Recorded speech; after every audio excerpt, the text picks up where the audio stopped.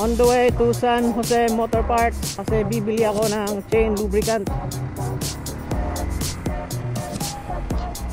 Sana may stock sila ngayon doon. Ito pala yung ginagamit ko mga bros, oh. Nasa picture. Yung nag-recommend sa akin yan, si Jay Tagra. Shout out to you, pre. Kasya ba ako dito? Kasya. Let's go. Shout out nga pala kay PH Moto Thread, no? Kababayan ko yan mga bros. PH Moto Thread is based sa Cebu. Kaya hindi nyo siya nakikita dito sa Tagbilaran City. Shoutout to you, Kalus Thread. Congrats pala sa bagong ADV mo, bro. Wow.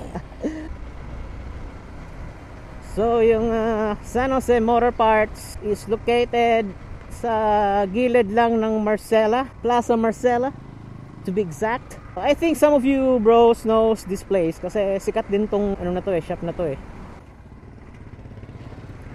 Maria Clara Street. RBBR Motor Parts, shout out for the views. Nakiki-J-Mac na rin ako, nakikitoto. Toto, can I ask your permission to use your famous slogan for the views? Dito yung school ko dati nung elementary. University of Bohol Grade School Department pala. Diyan ako na grade 5 at saka na grade 6. Alright. Eto, dito yung San Jose Motor Parts mga bros. Eto, San Jose Motor Parts.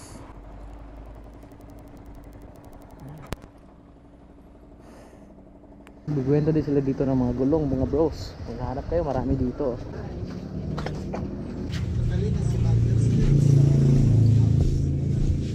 Amoy kuante, chain lube de. Chain lube? Oh. Nang dapat sa Ramiro, na mahal hanggawan. Man, natanaw ko nako. Oh, kana tagpila ta na siya? 135. Okay. Usa ka buok lang. Nana siya ko ano? Nana siya straw, di ba? Okay. Usa lang. 135. Salamat.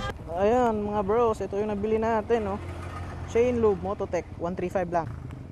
Lagyan natin dito.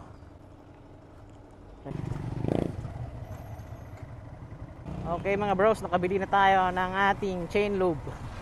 Hello mga bros, good afternoon. So ngayon, papakita ko sa inyo kung paano linisin yung chain natin. Before that, i-introduce ko muna yung mga gagamitin natin.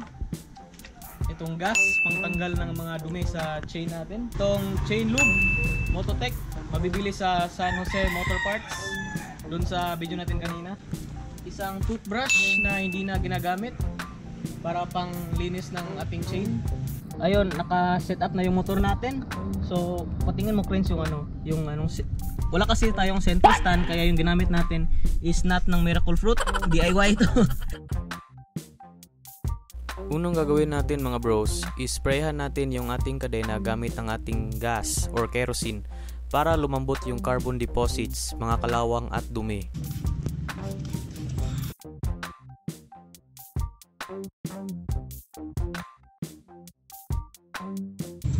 Sa gilid, sa center, tapos sa gilid ulit, tapos nyan dito sa ilalim.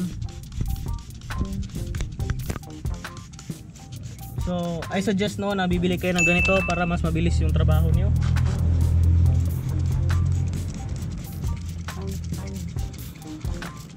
Okay. Leave for about 3 to 5 minutes. Next step, kuskusin ang ating chain gamit ang ating lumang toothbrush. Kuskusin ang magkabilaang side ng kadena. First dito muna.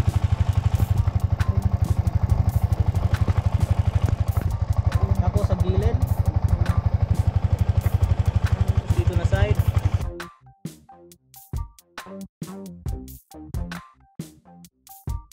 Tapos dito.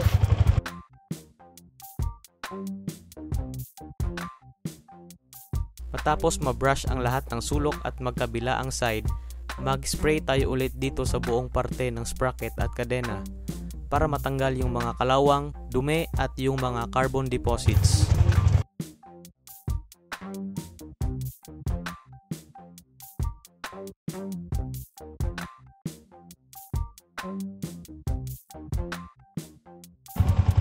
pag na-sprayan nyo na lahat ng parts ng kadena, kuha nyo yung basahan, tapos ipunas nyo dito, ganyan.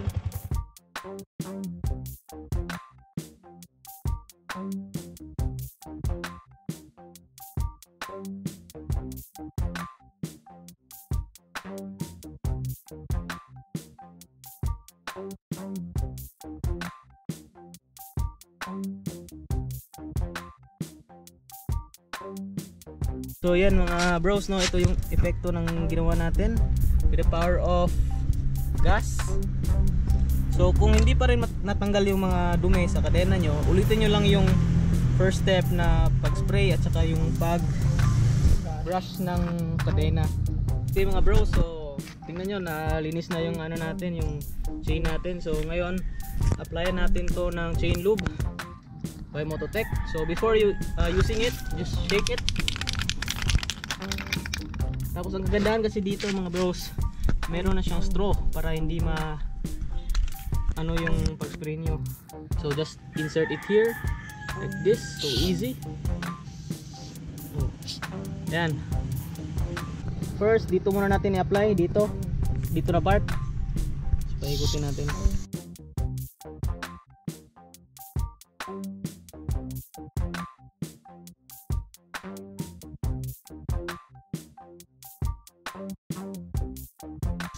Okay, so next side dito para tumagal yung buhay ng chain natin.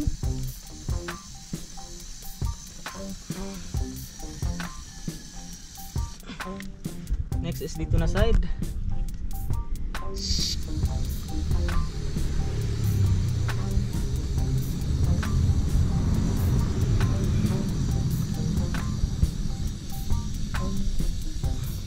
Okay, next is dito na side.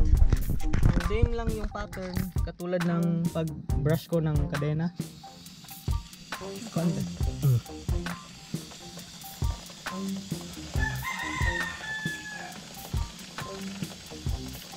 Okay, we're done.